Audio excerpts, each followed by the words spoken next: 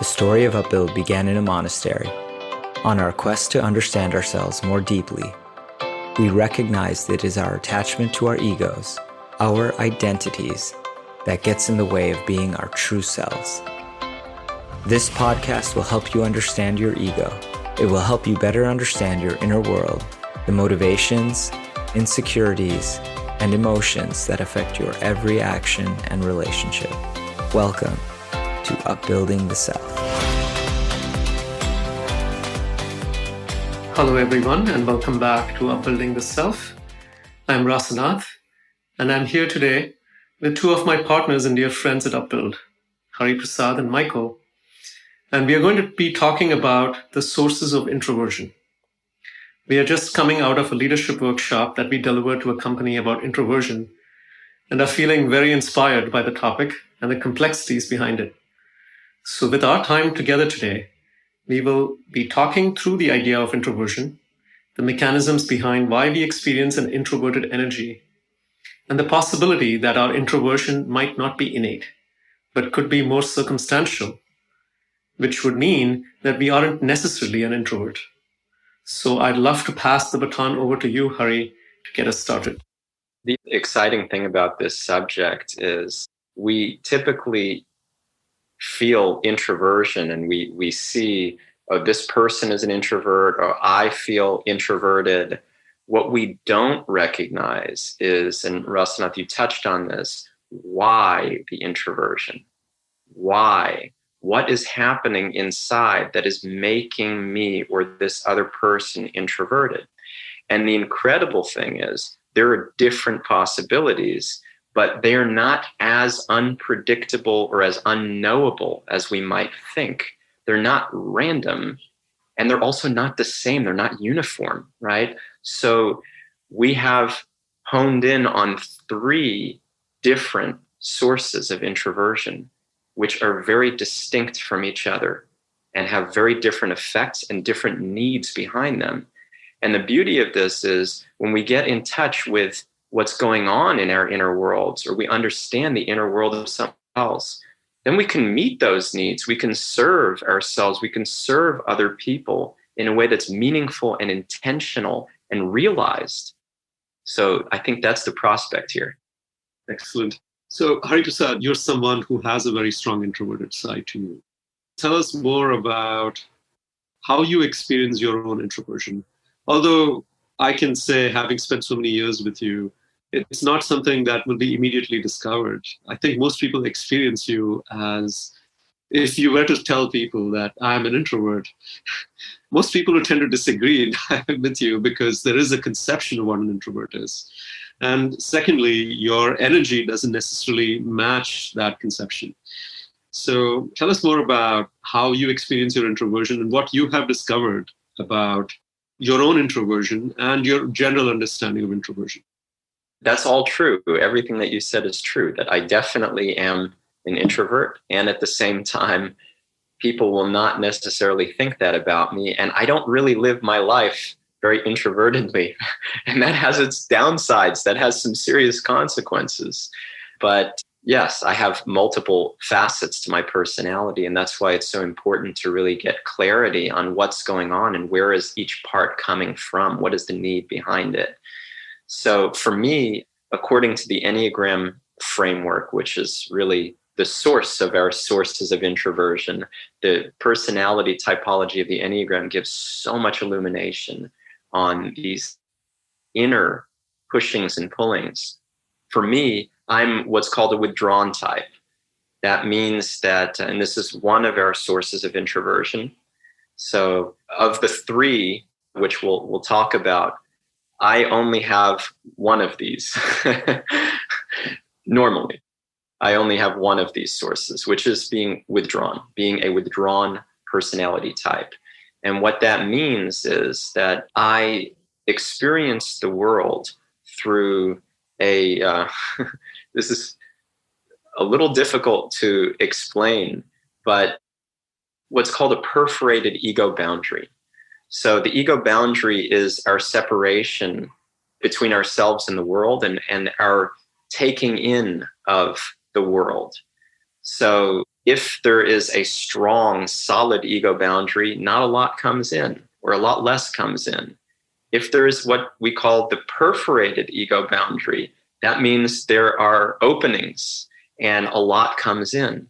And so things register very, very loudly because all of this energy is coming in and it's intense, and I don't have the protection, I don't have the barriers to filter out things. And then also we look at the conscious mind, the subconscious mind, and the unconscious mind as the three arenas of our inner world: conscious, subconscious, and unconscious. And there are some boundaries demarcating the three areas, but those are also perforated for a withdrawn type like myself, which means that instead of there being a solid hold on what's in the unconscious, what's in the subconscious, and what's in the conscious mind, suddenly there is free flow between all three. So what that could look like is I'm staring at the flowers in the vase, and suddenly I'm taken back to a time when I was in Paris and I saw these same roses, and I'm smelling those roses, and I'm remembering the experience with this girl that I was trying to hit on and was failing. And suddenly I'm in a completely different place. And the person who's next to me is like, what happened there? So there's all kinds of different things. And of course that can happen to anybody. You don't have to be a withdrawn type.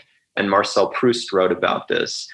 This is a phenomenon that is universal. But for the withdrawn types, it's happening all the time, and it's super overwhelming. It's like I'm constantly finding things from my unconscious coming up into my conscious mind. And the advantage is that I can perceive a lot more. The disadvantage is it's really difficult to organize and to move forward in my life when there's this information overload and the overwhelm and things coming in very loudly and things moving within me very loudly. So that's how I experienced my introversion. But because that is only one source of introversion and I don't as much relate to the others, I have also a lot of extroverted energy, and those come from different sources. That's exceedingly helpful. I found you painting the picture of so nostalgia is a normal experience for everyone. But it seems like what you're saying is that because the boundaries are so perforated, when those emotions or those thoughts, those memories just come, there is no way, one, of organizing them. There is also no way of compartmentalizing them. So at that moment, the capacity to say, no, this is not going to affect me, and push it away, it seems like is a lot limited. It feels like I'm just crowded by everything that's happening inside me, and then also everything that's happening outside of me. And I don't know what to do with all of this information. This is how it becomes introversion, right? Because then I need to pull back. I need to pull away from the world and create space for my inner workings. And the world is overwhelming and I feel shy, and I just need to be thoughtful. So we talk about the withdrawn types as being shy, prone to overwhelm, and particularly thoughtful, very perceptive. And I need space to be able to do that. I'm very sensitive, and the world is a lot. So I feel more like I need to be in my inner world. This is such a helpful distinction on this last point, because as an extrovert myself, somebody who doesn't have this perforated ego boundary, I also feel overwhelmed, and the world can feel noisy at times. But this, first of all, the gut reaction to that overwhelm is different, rather than having this sense that I need to go away and hide. Usually I'm more tempted to get into action, although that's not always the case. And then second of all, it's that compartmentalization thing that's actually comes very easily and naturally. And I think this is to the detriment of myself often, the ability to say, this is me in this situation, this is me here, there's some noise here, but I'm just going to focus over here. It sounds like that is much more difficult for an introvert. Yes. Yes. That's what it seems like, is you almost feel disadvantaged when that happens, because and when people come and tell you, hey, just plow through it. I think there is almost a sense of, well, I want to, how, right? That's not how it works. You don't understand. That's not how it works. It's a very important distinction, because when we do give advice, or sometimes are puzzled by why don't other people just do that, put their minds just compartmentalize and just like go. What we don't understand is it is asking somebody to do something that they're just not naturally equipped for. And when I say that, I don't mean it in a way where like, oh, you don't have this facility, and so it's too bad. You don't have what it takes. You don't have what it takes. Sometimes that's how it comes across when we live, especially in the corporate world, which is so dominated by the extroverted energy. It almost feels like having this source of introversion, specifically the source of introversion with the perforated ego boundary, can many times feel to be a disadvantage of sorts. I think what happens is that the extroverts many times lose the clear advantage that someone who has a perforated ego boundary and hence an introvert experiences, which you said, Hari Prasad, is the ability to perceive things very deeply.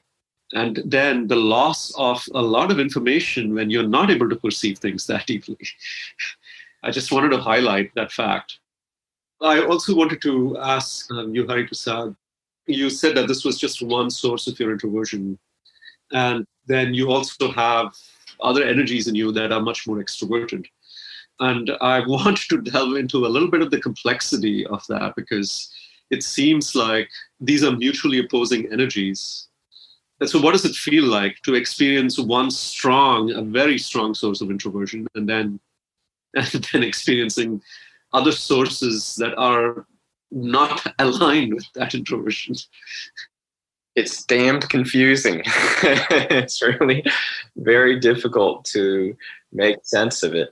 We talk about, with the Enneagram framework, polarized types, and that polarization can happen in so many different ways. I mean, almost every type has some polarization. It just depends on how pronounced it is and in what region we're talking about. But here it's a very, very explicit, like bold polarization around being pulled into the world and also needing to create space from the world. So I have a lot of go-getter energy in me, and I am a withdrawn type. So we have what's called a type and a wing. For those of you who know the Enneagram, you know what that means. It's just a secondary type. The wing is just a secondary type for those unfamiliar with the framework. So there's one dominant lens, and then there's one that's a close second. For me, my dominant lens is withdrawn, but my wing, my secondary, is go-getter, and it's really, really strong. So I feel like it's like a chariot that's being drawn by horses going in different directions.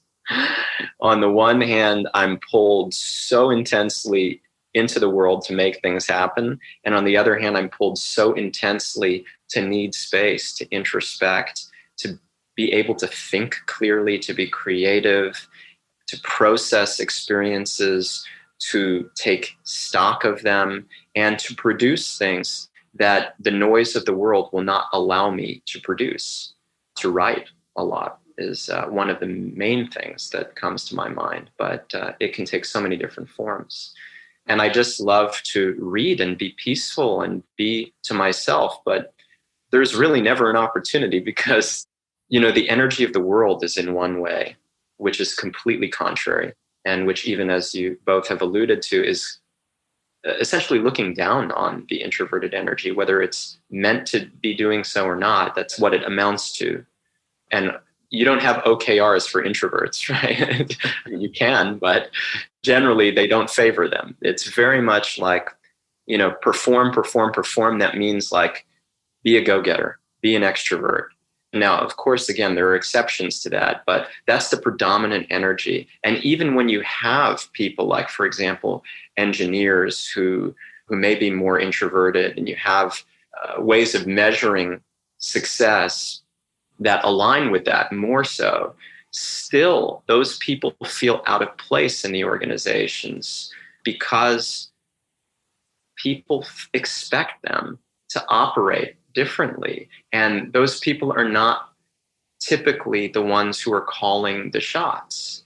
The ones who are calling the shots are the ones who can manage people. Those are the ones who are more extroverted, right? And they may have introverted energy also, but we can really empathize with the setup that is completely contrary. So on the one hand, there's the energy of the world, which is totally insurmountable as it stands right now. The expectations of society. I mean, even in relationships and outside of the work context, there is confidence is everything, and like be bold, and it's totally geared towards extroversion. You mentioned when you talked about the perforated ego boundary, that being one of the sources of introversion. Can you talk about other sources of introversion as well?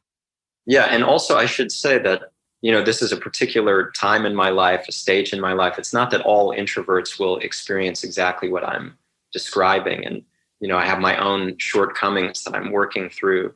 And at the same time, like, I'm so blown away by what is manifesting and what is happening in my life, in our lives, in our organization. And it's phenomenal. So I also don't want to diminish the beauty and the grace that is there.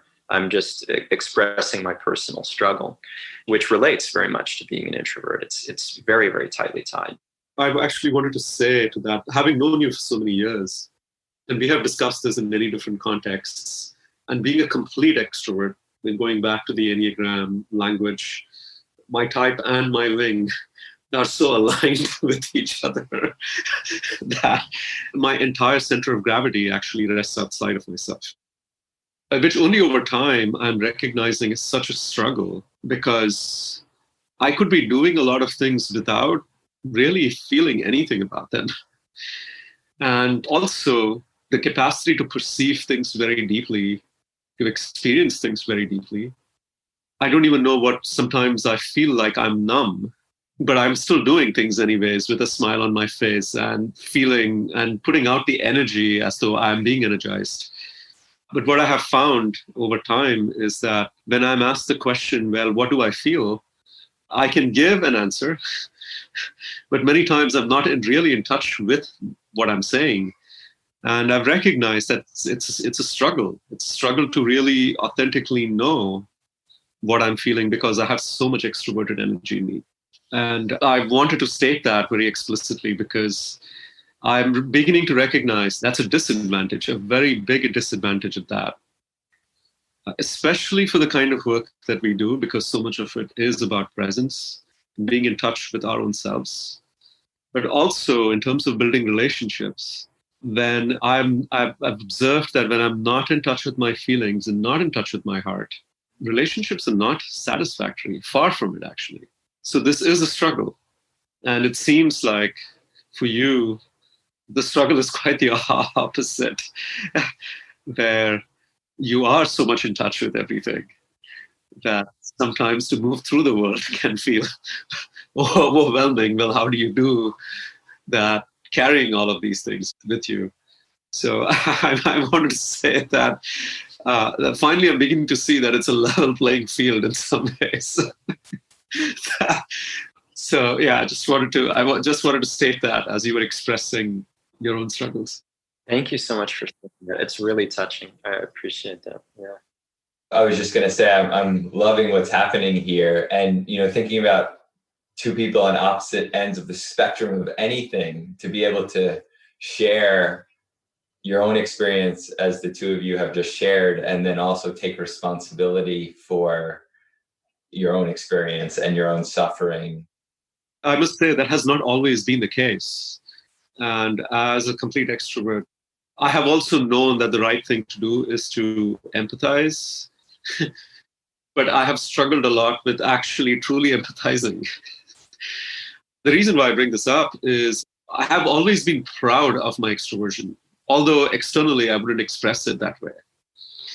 I have felt secretly that I have a certain advantage. And it's only over time that I have actually begun to recognize that it's not as much an advantage as I thought it was. That's so helpful. And we always emphasize this with all of our Enneagram workshops, that every type, has the same level of potential as every other type. Every type is equally wonderful and equally prone to destruction. It's just a question of consciousness. It's not about whether I'm an introvert or an extrovert, or I'm this type or that type, or any other dynamic except consciousness. That is the only thing that matters. It's not to say that we don't care what our type is or what other dynamics are. We want to own our type, and we want to use the gifts and manage and avoid the pitfalls. But we also need to recognize that it's not like, oh yeah, because I'm like this and things come natural to me in this arena, therefore I'm great. And we tend to, as you so nicely put it, we tend to not admit that. Many times not even to ourselves, but we walk around with an air, and it affects people. And we see this in our work and in our coaching and our work with organizations. There's a subtle sense of like, see, this is why I'm in the position that I'm in, and you're in the position that you're in. Some people have it and others don't. And again, I think because the advantages of what you said in terms of experiencing introversion are not emphasized enough, and also not valued enough in our culture. And it's not really placing an artificial value on it.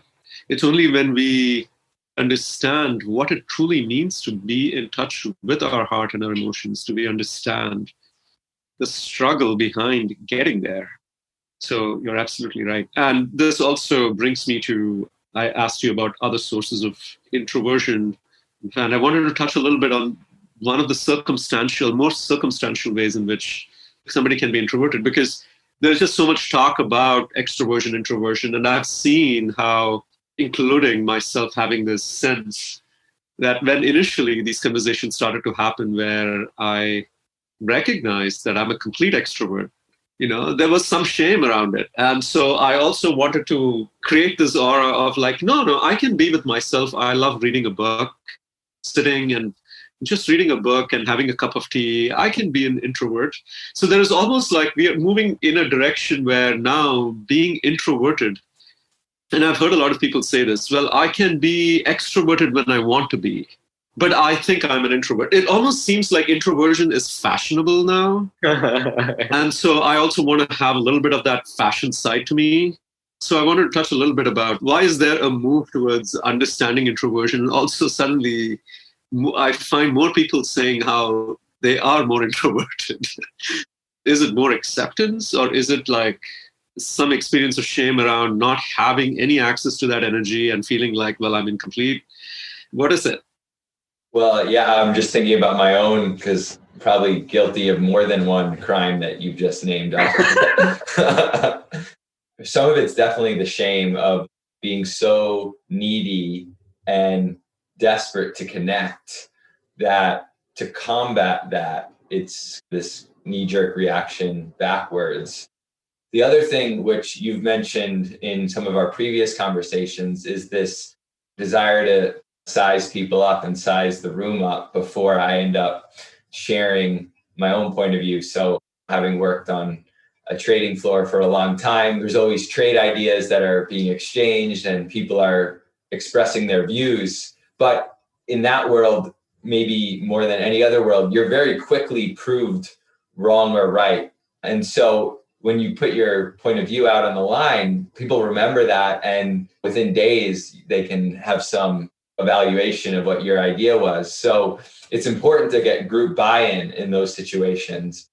There's definitely this tendency from both myself and the people I observed around me to hang back a little bit and wait till everyone else put out where they are. And then I will take all of that into account, see what's sort of most fashionable in the room, and then express a really strong point of view that's going to make everyone happy. And I know that 3 days from now, I'm not going to have it thrown in my face. So it's more a strategy to win than an actual experience of introversion. That's right. I also have had experiences in my life and still do. But there was a prolonged period in my life where, as an extrovert and someone who wants to come across as successful, being very petrified by a certain lack of confidence. So I had a series of runs where I was not as successful as I wanted to be. And it made it very difficult to put myself out there in the world. What to speak about sharing. So there was a very prolonged period in my life where, from a point of view of class participation, or even when I knew the right answer, not putting up my hand and actually sharing it, because there was just I would rather risk not sharing than experience the shame of sharing and being perceived as someone who doesn't know. And it became so caked that, I was seen. I know during that time in my life, I was seen as somebody who was very introverted, shy, and somebody who lacked confidence. Although that is definitely not my natural, quote unquote, natural way of being. That was also a recognition that sometimes introversion can be a result of circumstances, especially around circumstances that create shame. We also might experience periods where we just want to be alone because being seen by other people brings up shame. So we talked about one source of introversion, the perforated ego boundary, which goes with being a withdrawn type on the Enneagram. So the perforated ego boundary, that is an existential source of introversion. That means that it's wired into me. I am this way, and I will always be this way. I may evolve in different ways, but I will never change that wiring. I will always have that perforated ego boundary and that experience of the world. I can become healthier within that. I can grow. I can learn to deal with that in the best way possible. And it may look different to different people. It may feel different, but it's still going to be with the same hard wiring. So the perforated ego boundary is existential. It's a part of me. That next source of introversion, which you've described here, is what we call the insecurity around perception. The insecurity around perception. And as you mentioned, that is not existential. That is circumstantial. This is a really, really important distinction. That is based on something outside of me. It is not a part of me. It may feel like a part of me for the reasons that you described, but it is not a part of me. Now, the more intense that insecurity is, the more difficult it will be to change, and the more it will feel like it's a part of me naturally. And if there's any acute trauma, then it's very, very painful and very, very intense. And it can almost feel like it's wired into me, but it's based on an external source. It's not coming from within. That is very clarifying. And it also makes sense how sometimes when we take personality tests like Myers-Briggs, for example, which has a direct parameter of introversion and extroversion that you're measured on from a preference standpoint, we see that we can take the tests at two different times in our life and show up with a completely different result, especially around the EI axis, the extroversion-introversion axis. And so you can type yourself as an INTJ at some point in time in your life and then show up as an ENFP and wonder, well, who am I truly? And it might be very helpful to pay attention to the circumstances in our life during the times when we took the tests. Are we feeling more secure? Because if we are feeling more secure, there is a higher likelihood that we might be comfortable sharing ourselves more openly, which might seem more aligned to the extroversion. So thank you. Thank you for very explicitly distinguishing between the two. So what we are understanding through that is that while we may experience introversion because of the circumstance, which is accurate, we are not introverts. That may not necessarily be an innate source of introversion. And so classifying ourselves as an introvert may not be accurate. Yeah, it's a source of introversion, but it doesn't make you an introvert. That's a big distinction. You will experience introversion without being an introvert. The last source of introversion is what we call the self-preservation instinct. This is also an innate source of introversion. It's existing within someone, just like we talked about the perforated ego boundary. And what the self-preservation instinct, the word instinct is, as we understand, instinctual, meaning something that's so innate and natural to go towards. And the self-preservation instinct is the instinct for preservation of energy, the recognition that I have limited energy and I have to ration it out very carefully because the world demands a lot out of me. The experience of that kind of mindset, and perhaps even, I would say, a certain neurosis around my own innate energy and how much I have to expend, is another source of introversion, where someone can be constantly thinking about, well, how much energy do I have? And how much should I be expending at this time? Because as the day goes, I will have to expend more energy. And so I have to be very conservative and careful about how much I spend it and what I spend it on. And this makes me feel very contained and reserved in my energy. It's less like a need to pull back and be thoughtful in my inner world. And there's more of just like a subdued energy of like, I'm not putting a lot out.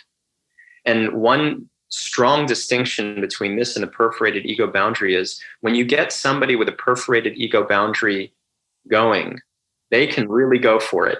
In other words, like if you start talking to them about something which is of interest, they will be putting a lot of energy out there because you've met them in a comfortable space, you've given them spaciousness, and you're talking to them about something that they're deeply in touch with. And so they will put a lot of energy out.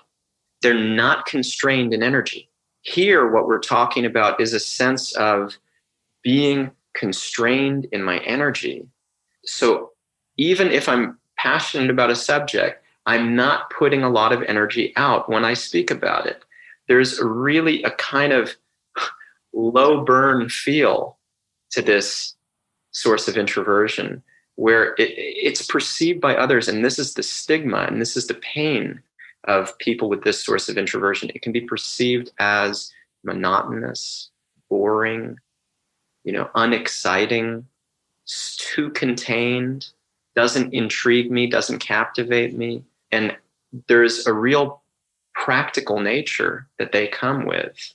The conservation of energy is to use the energy in the ways that will cover my bases and get through the day in the most practical, helpful manner as far as I think. But then I also am really held back by this sense of the world demands more energy from me. And they can tap into more energy if they're aware. It's not that they don't have it, but the default wiring is conserving. And so I speak in a certain way where I don't become typically so impassioned. I'm not putting energy out. This is the key. Would you say that someone who has a self-preservation dominant instinct is experiencing some sort of innate scarcity around energy? Yes, that's it. Okay. And so because they're experiencing an innate scarcity around energy, they are very careful about how they expend it. And for some of us who don't have that dominant instinct and who are so desperate that, why are you not as energized as I am? Why are you not as excited? Can feel like such a demand on a self-preservation dominant. I'm thinking about a few relationships I have with people who don't have that first source of introversion, so don't have a perforated ego boundary. They're actually go-getter types, but they do have this self-preservation instinct.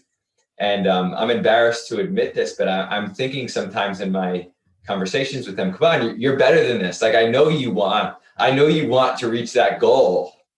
If you just put in a couple more hours, put the pedal to the metal a little bit, you would get there. And I know you want it. It's not like you're not interested in it. So this is so helpful because I can actually tap into some of the suffering that they're experiencing around their own energy output. And it goes back to what we discussed in the beginning with you, Hari Prasad, about having these mutually opposite energies, really. So you could think about someone who has the desire to go outside and get things, but then feeling like, I just don't have the energy to push myself beyond a certain limit. Although I want to go towards that goal, as you said, Michael, but just not experiencing the abundance of energy. And so having to very, very deliberately prioritize. So it almost feels like, while I really want to do 10 things, and I deeply want to do, if I have to do 2 things and really achieve them, then I can be doing quite a few of the others. So, or I may be doing as many things, but in an arena which is more comfortable for me, may not be as recognized by others, as valued by others. And it could also manifest as maybe I'm doing it in an arena that is valued by others, but it can be particularly draining for me, or I'm just not carrying the charisma that people would expect for somebody in that role. Right. Very true. I mean, of course, it's possible to have both of these sources of introversion, both the perforated ego boundary and the self-preservation instinct. But if I'm trying to figure out which one I might be, are there any sort of like quick tips to think about in terms of how to distinguish one from the other? The person with the self-preservation instinct is going to have a very contained energy. So you're looking at like the energy output. When it comes to the withdrawn, the person is like overwhelmed by the world and needs space and needs time to just think. And when you engage with that person, they're not necessarily like low energy or subdued or contained in that sense. They may be extremely enthusiastic and impassioned. They may be putting a lot of energy out, but it just has to be when, they're not feeling overwhelmed, or it has to be with the spaciousness. So, I mean, these are subtle things. This takes some practice to get in touch with. There's no shortcut here, but this is the stuff that we want to look for. And that's the chief distinction. I mean, there's not really any better way to go about it. And we saw, so when we delivered this workshop recently with a company, we saw like so many light bulbs going off when we talked about the perforated ego boundary, so many light bulbs going off when we talked about the insecurity around perception, and so many light bulbs going off when we talked about the self-preservation instinct. And certain people, and it was great, some people were saying, this is definitely not me. I'm an introvert and I'm not this kind of introvert. It's not coming from this place. And that's phenomenal. It's also wonderful when you can see where it's coming from.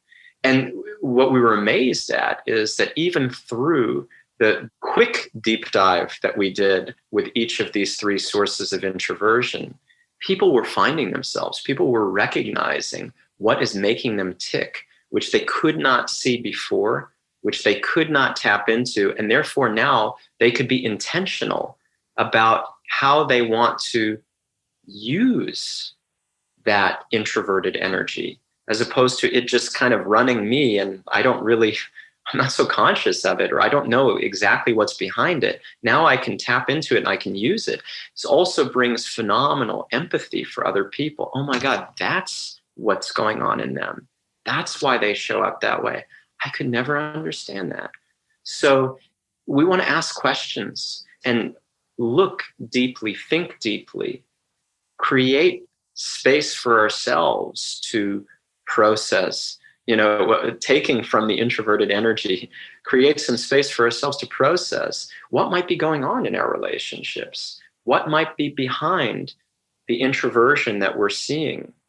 And if we can remember these 3 sources, it will serve us in incredible ways, guaranteed. It doesn't mean it's easy to figure out, but it is possible. And with more practice and more understanding of each of these different sources, we will get more and more of a handle on it. After listening to what everyone has shared here in the space, I'm actually more hopeful that extroverts will listen to this than introverts. It might even be more helpful for people who don't necessarily have these three things going on. Also, we recognize that it's not such we talk, are you an extrovert and are you an introvert? It's such a binary question. And when we understand the Enneagram framework and these sources of introversion that the Enneagram framework really talks about, one thing that we can hope to do here is to understand the sources of introversion, but also resist talking about extroversion and introversion as a binary topic, and recognizing that these are energies, and we may have these energies to varying degrees, some more so than others. And sometimes circumstances might just be creating introversion in us, and to recognize that as well will be very important. And to see what's behind it, what's the need behind it, so that we can fulfill that and channel it in the most constructive, intentional, healthy way possible for our own benefit and the benefit of others. Thank you for listening to Upbuilding the Self. Upbuild is a leadership development company that offers workshops, coaching, and other services to help you on the path towards being your best self, free from the shackles of the ego. To learn more about our work, visit our website, upbuild.com, and sign up for our newsletter to gain access to podcasts, reflections, and upcoming events. If you enjoyed this episode, please go to iTunes to leave us a review so that others can find and benefit from the podcast.